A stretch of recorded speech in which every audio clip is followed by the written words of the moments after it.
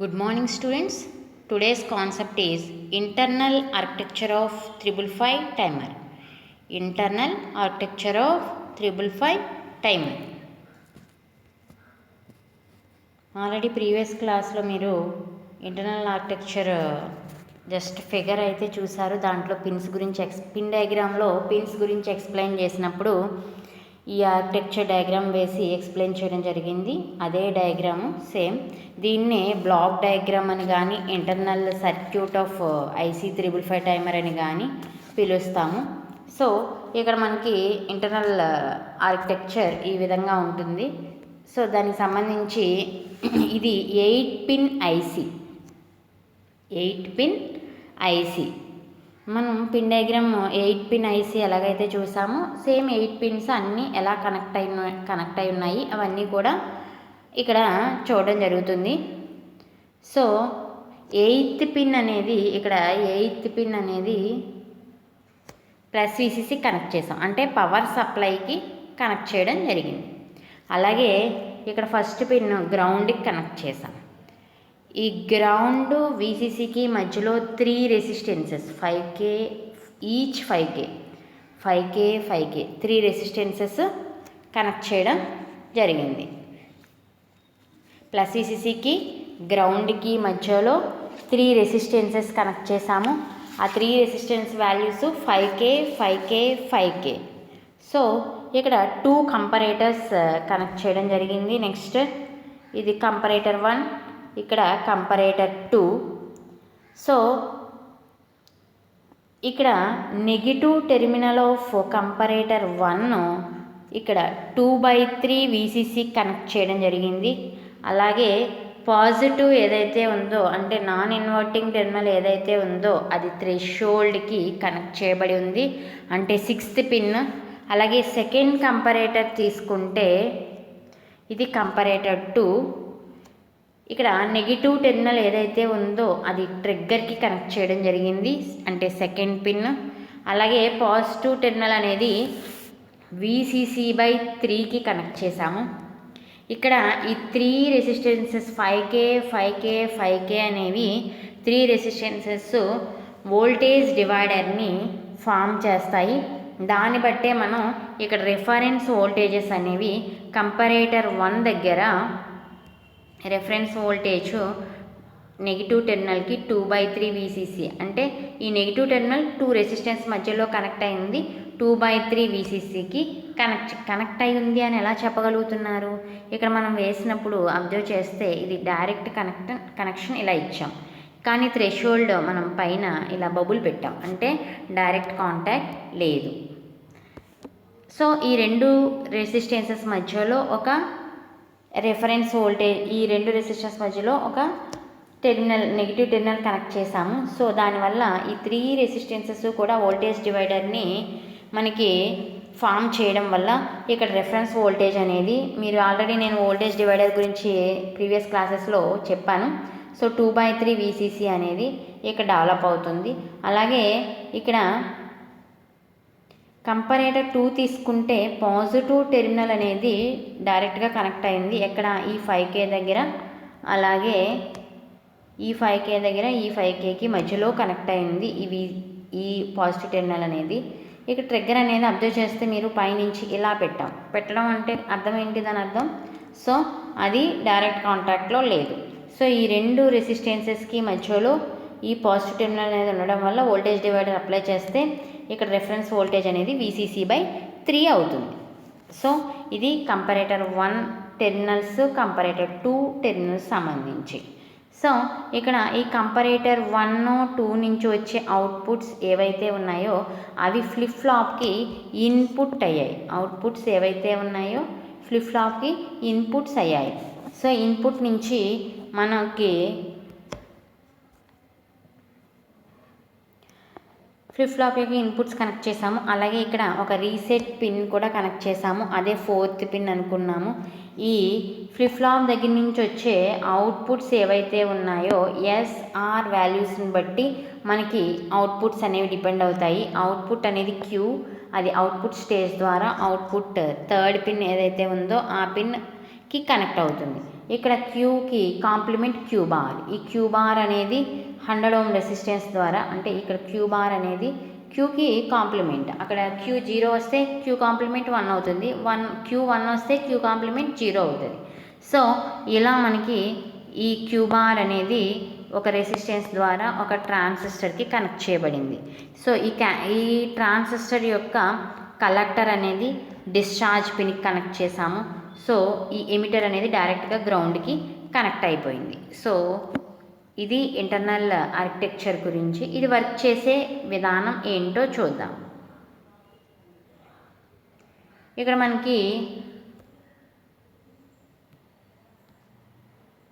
RS flip flop యొక్క, అంటే flip flops నేర్చుకున్నప్పుడు నేర్చుకుంటాము, కానీ ఇక్కడ ట్రూత్ టేబుల్ ఒకసారి మీకు ట్రూత్ టేబుల్ తెలిస్తే ఎస్ అనేది ఆర్ అనేవి ఇన్పుట్స్. సో 0 0 ఇచ్చినప్పుడు మెమరీ స్టేట్లో ఉంటుంది. క్యూ బార్ అనేది 0 0, నథింగ్ బట్ మెమరీ స్టేట్. అలాగే ఎస్ అనేది 0, ఆర్ అనేది 1 అయినప్పుడు క్యూ 0, అంటే ఎస్ వాల్యూ మీద డిపెండ్ అయ్యి క్యూ అనేది వస్తుంది. అబ్జర్వ్ చేయండి, ఎస్ 0 అయితే క్యూ కూడా 0 అయ్యి ఆటోమేటిక్గా క్యూ బార్ అనేది 1 అవుతుంది. సో ఎస్ 1 అయినప్పుడు క్యూ అనేది 1 అయింది. అబ్జర్వ్ చేస్తారా, క్యూ బార్ ఆటోమేటిక్గా 0 అవుతుంది. సో S1 QR 1 అయినప్పుడు నాట్ డిఫైన్డ్ కేస్. ఇది లాస్ట్ కేస్. మనకి ఈ 3 కేసెస్ మనం అబ్జర్వ్ చేయగలిగితే 4th కేస్ అనేది ఆటోమేటిక్గా నాట్ డిఫైన్డ్ కేస్ అయింది. కాబట్టి మనకి ఎలా జరుగుతుంది ఇంటర్నల్ ఆర్కిటెక్చర్లో వర్కింగ్ ఎలా జరుగుతుంది అనేది ఒకసారి చూద్దాము. సో ఈ 3 రెసిస్టర్స్ అనేవి వోల్టేజ్ డివైడర్ని ఫామ్ చేయడం వల్ల మనం అక్కడ రెఫరెన్స్ వోల్టేజెస్ అనేవి మనం పెట్టుకోగలుగుతాము. సో అందువల్ల మనం ఇక్కడ 2/3 VCC is the reference voltage for first comparator. ఇందాక ప్రీవియస్గా చెప్పుకున్నట్టుగా మనకి రెఫరెన్స్ వోల్టేజ్ అనేది ఫస్ట్ కంపారేటర్కి రెఫరెన్స్ వోల్టేజ్ ఎంత 2/3 VCC, అంటే నెగిటివ్ టెర్మినల్కి. ఇక్కడ ఒకసారి అబ్జర్వ్ చేస్తే తెలుస్తుంది. ఇదిగో ఫస్ట్ కంపారేటర్కి 2/3 VCC అనేది రెఫరెన్స్ వోల్టేజ్. అంటే ఇక్కడ రెఫరెన్స్ వోల్టేజ్ నెగిటివ్ టెర్మినల్కి ఏదైతే ఇచ్చామో అది రెఫరెన్స్ వోల్టేజ్ అవుతుంది. అలాగే VCC/3 అంటే ఈ టెర్మినల్, అంటే కంపారేటర్ 2 యొక్క పాజిటివ్ టెర్మినల్, అంటే నాన్ ఇన్వర్టింగ్ టెర్మినల్కి VCC/3 అనేది సెట్ యాజ్ రెఫరెన్స్ వోల్టేజ్గా సెట్ చేస్తాం. అలాగే ఇక్కడ కంపారేటర్ 1 దగ్గర ఇన్వర్టింగ్ టెర్మినల్ దగ్గర 2/3 VCC అప్లై చేసాం. అక్కడి నుంచే మనం ఒక కెపాసిటర్ని కూడా కనెక్ట్ చేసాము గ్రౌండ్కిను ఆ పిన్కి మధ్యలో. ఆ కెపాసిటర్ వాల్యూ 0.01 మైక్రోఫారడ్స్ అనుకున్నాము. ఇది జనరల్గా మనం ఏమి యూజ్ చేయము, దీనివల్ల మనకేమీ ప్రాబ్లం ఏం రాదు. సో దీని వాల్యూ జనరల్గా 0.01 మైక్రోఫారడ్. ఇది మన ఇంటర్నల్ ఆర్కిటెక్చర్. ఇప్పుడు ఇది ఎలా వర్క్ చేస్తుందో చూద్దాం. ఫస్ట్ ఎలా వర్క్ చేస్తుంది, ఇక్కడ 3 cases. V threshold is greater than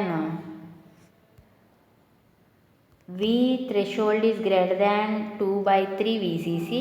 అలాగే V trigger is greater than VCC/3. ఇది first case. Second case, V threshold is less than 2 VCC/3, V trigger is less than VCC/3. అది second case. Third case, V threshold is less than 2 VCC/3, V trigger is greater than VCC/3. ఈ 3 కేసెస్లోనూ మనకి అసలు మన IC355 timer అనేది ఎలా work అవుతుంది అనేది ఒకసారి చూద్దాం. సో ఫస్ట్ కేస్ ఏంటి, V threshold is greater than VCC/3, V trigger is greater than VCC/3. అంటే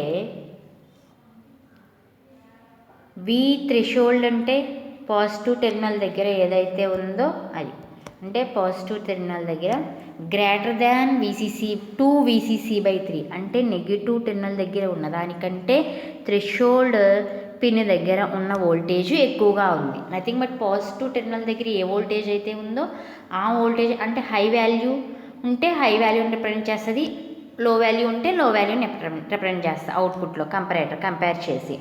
అంటే పాజిటివ్ దగ్గర నెగిటివ్ దగ్గర కంపేర్ చేసి పాజిటివ్ దగ్గర లో ఉంటే లోనే అవుట్పుట్గా ఇస్తుంది, పాజిటివ్ దగ్గర హై ఉంటే హైనే అవుట్పుట్గా ఇస్తుంది. అది కంపారేటర్ చేసే పని. సో ఇక్కడ థ్రెషోల్డ్ వోల్టేజ్ అనేది 2VCC/3 కంటే గ్రేటర్, ఎక్కువగా ఉంది. కంపేర్ చేయండి.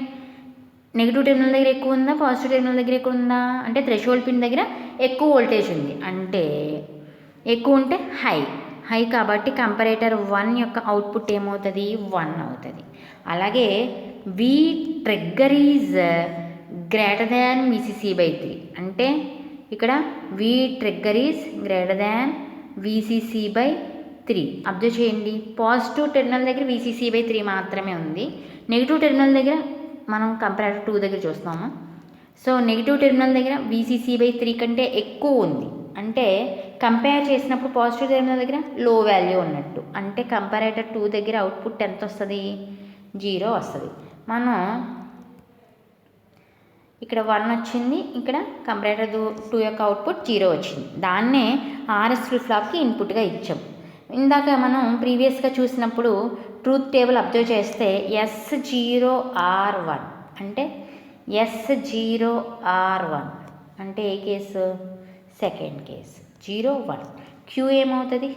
0 అవుతుంది. Q⁴1 దాన్నే మనం అబ్జర్వ్ చేద్దాం. సో ఇక్కడ S0 అయింది అంటే Q 0 అవుతుంది. Q ఏమవుతుందమ్మా? 0 అవుతుంది. ఆటోమేటిక్గా Q 0 అయింది అంటే Q⁴ ఏమవుతుంది? 1 అవుతుంది. అవుట్పుట్లో మనకి ఏం డిస్ప్లే అవుతుంది? 0 డిస్ప్లే అవుతుంది. Output is 0. అప్పుడు Q⁴ 1 అయింది కాబట్టి ఈ ట్రాన్సిస్టర్ ఏ మోడ్లోకి వెళ్తుంది? శాచురేషన్ మోడ్లోకి వెళ్తుంది. శాచురేషన్ మోడ్లోకి వెళ్ళింది అంటే షార్ట్ సర్క్యూట్ అవుతుంది. సో ఈ ట్రాన్సిస్టర్ డైరెక్ట్గా గ్రౌండ్కి కనెక్ట్ అయిపోతుంది.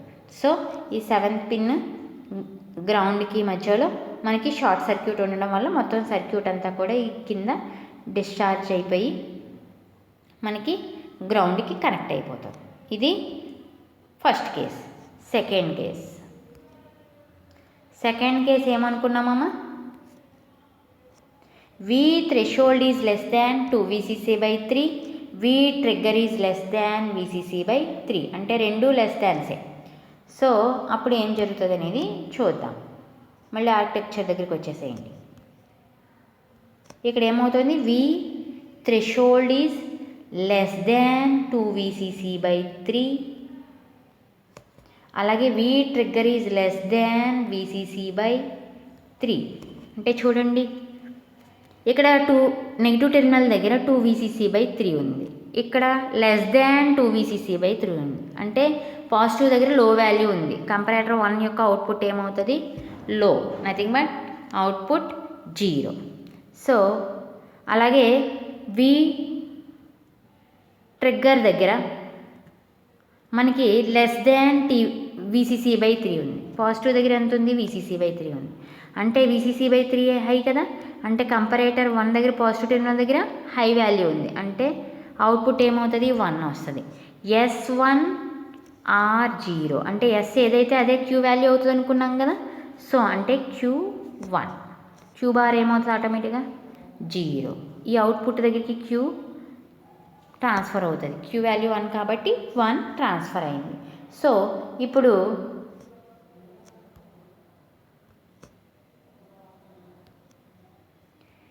Q⁴ 0 అయింది కాబట్టి ఇక్కడ ట్రాన్సిస్టర్ కట్ ఆఫ్ మోడ్లోకి వెళ్తుంది.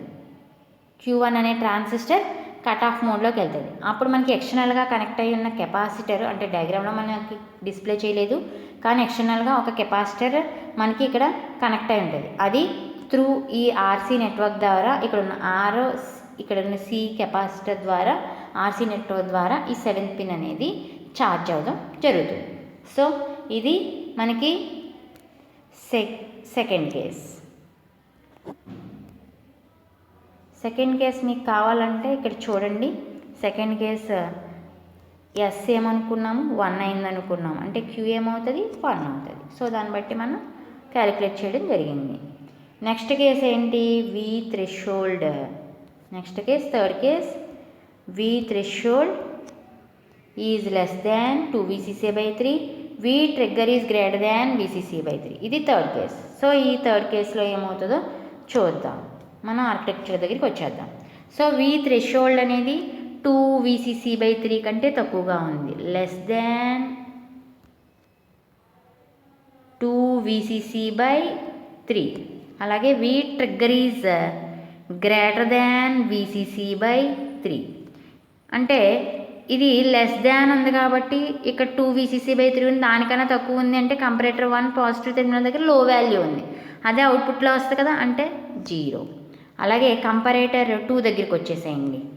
V trigger is greater than VCC/3 అన్నాం, అంటే ఇక్కడ కంపరేటర్ 2 పాజిటివ్ టెర్మినల్ అనేది VCC/3 మాత్రమే ఉంది, trigger value greater than VCC/3 అయింది. సో పాజిటివ్ టెర్మినల్ దగ్గర లో వాల్యూయే ఉంది, అంటే కంపరేటర్ 2 కూడా మనకి ఏం అవుట్పుట్ ఇస్తుంది, 0 ఇస్తుంది. అంటే ఇక్కడ కేసు ఏంటి, 0 కేస్.